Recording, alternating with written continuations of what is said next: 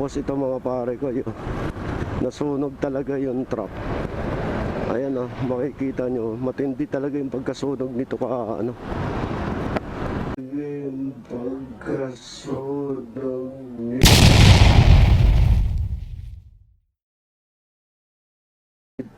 ka ano.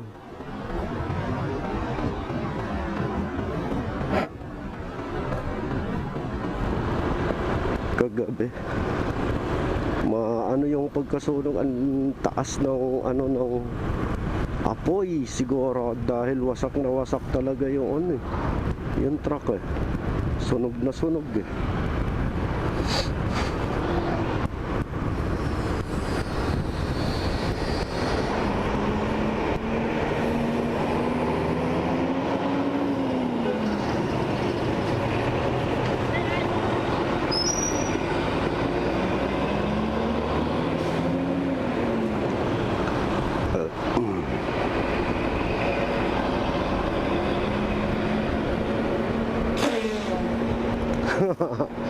Grabe naman umutot tong bus.